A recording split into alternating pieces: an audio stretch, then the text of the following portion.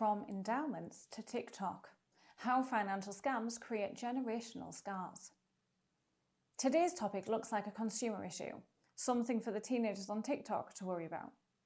And it's easy, especially for financial and legal professionals, to see a 22-year-old in a rented Lamborghini fanning himself with a wad of cash and just think, this has got nothing to do with my professional world. After all, real wealth is usually quiet, discreet, unassuming. And the people who feel the strongest need to document their wealth publicly are often compensating for their insecurity, not their success. But that assumption is exactly why this has turned into a regulatory wildfire. Because whilst the audience is young and the consequences land somewhere else entirely, they land on regulated firms, on insurers, and on professionals who eventually have to clean up the wreckage. This is the case of 4.5 million followers versus the law. In 2024, the FCA brought criminal charges against 9 individuals. These included reality TV stars for promoting an unauthorised foreign exchange trading scheme. These influencers weren't just sharing their journey. They were allegedly being paid to funnel their combined 4.5 million followers into high-risk schemes. Ultimately, 80% of those investors lost money. But here's the real professional problem. The damage here isn't just financial or a one-off. It's generational. And we've seen this before. Cast your mind back to the 80s and 90s. The industry is still dealing with the fallout from endowment and personal pension mis-selling scandals.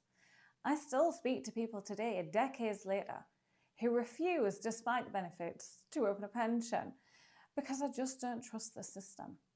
That belief was formed 35 years ago, and that's how long financial scar tissue takes to heal. And right now, we're seeing it happen all over again, with that first betrayal effect.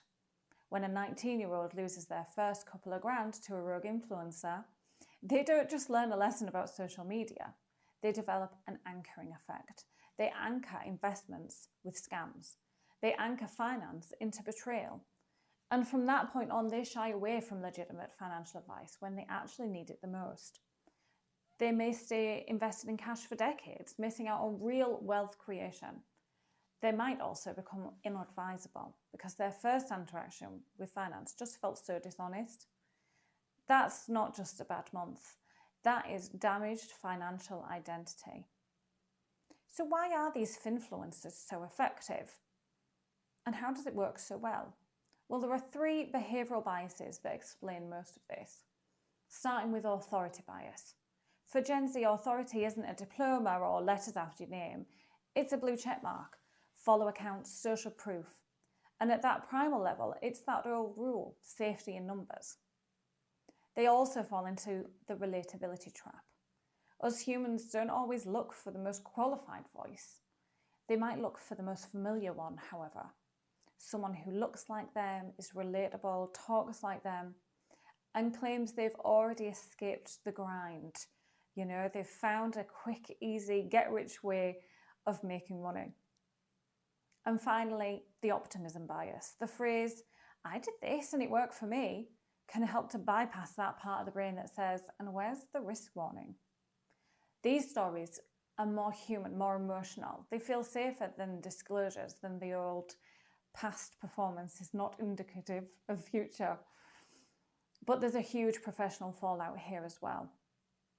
Now, this matters to us because these losses don't just disappear. They resurface later as a deep mistrust of proper, registered, qualified professionals. There could also be some suitability disputes like, why didn't my advisor warn me about everything that was happening online?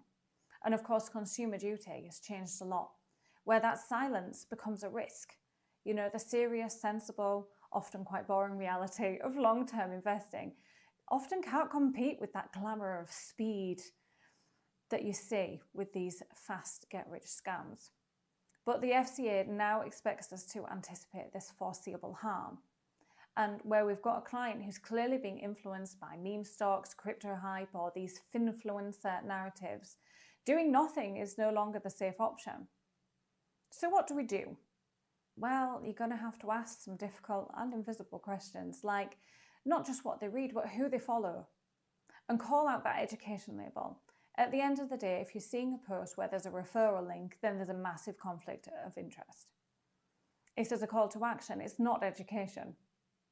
And we need to bridge that trust gap. Acknowledge the noise that clients are seeing online. It's real. If you ignore it, you look out of touch. But if you address it, you help to rebuild the trust that someone else has already broken. Financial crime doesn't just steal money. It steals future participation in the economy. And if we don't understand the design of these digital traps, we're not just falling into these traps ourselves, but we're failing to protect consumers today, and we're losing the clients of tomorrow.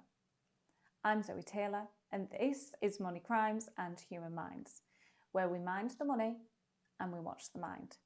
Don't forget to join us next Wednesday for our weekly roundup, and like and subscribe for our first Friday of the month specials, where we look with an expert. Coming up is the Senior Investigating Officer for the Economic Crime Division in my local police force. Don't miss it.